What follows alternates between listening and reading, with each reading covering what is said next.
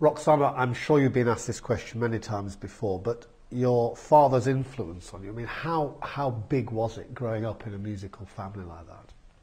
Well, I think the main thing, obviously, is it actually is physically in the genes. There was no escaping from it. And from the age of about 3, I was wanting to make up my own music all the time. And yes, we were surrounded by musicians coming to work with Dad on various pieces and going to his concerts. And but it was something that was really innate. The connections between Britain and Poland are very strong. The two nations are very close together, and having a Polish heritage must obviously have influenced you. How strong is that connection in your mind between Poland and Great Britain? I think it's about emotion and freedom to be emotional and wear your heart on your sleeve, and passion and vivacity, and I love the sort of Polish spirit, and I try and put some of that in all of my works. I'd like to ask you about 2 concertos you've written recently for 2 very different instruments. First, the harp.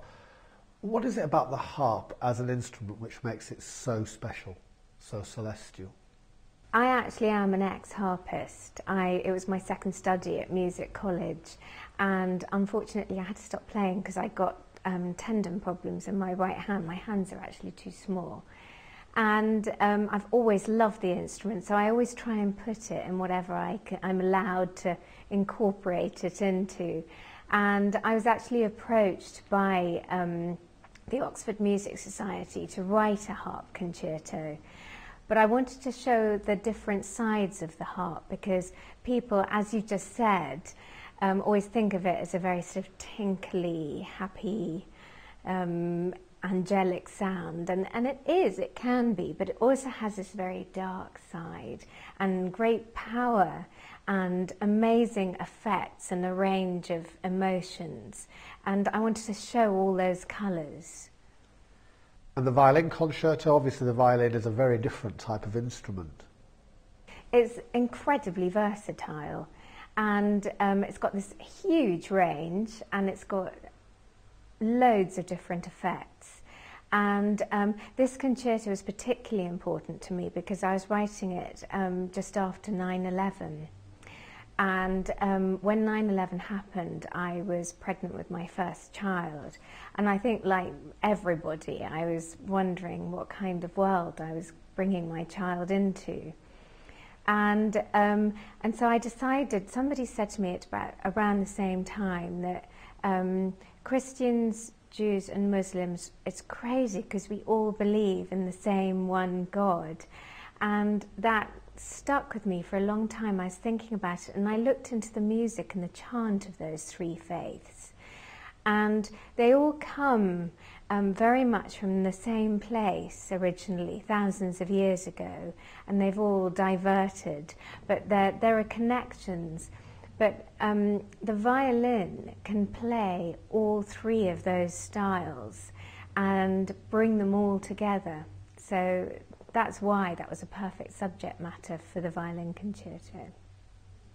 You were asked to write the composition that you have done for Choirbook for the Queen. What was the source, the main essence of your inspiration? I was looking everywhere for words. I got loads of people searching for me, and I couldn't find anything that kind of inspired what I felt the occasion was.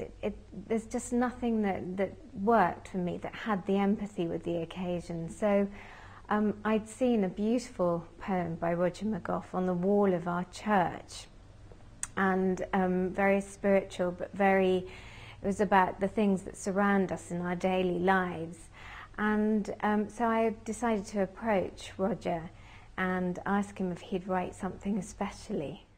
We talked a lot about what the sort of mood and the atmosphere of the piece should be. In fact, I got it wrong. I asked Roger to make it too specific to the Queen and her Diamond Jubilee, when actually the pieces commissioned for the choir book need to have the scope of being performed at any occasion. They need to be able to be used any time.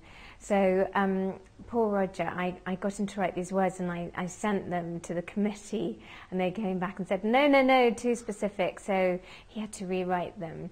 But he's come up with some beautiful, very descriptive, highly pictorial words that sum up, I think, my feelings and probably his feelings about the occasion. You have to ask him about that.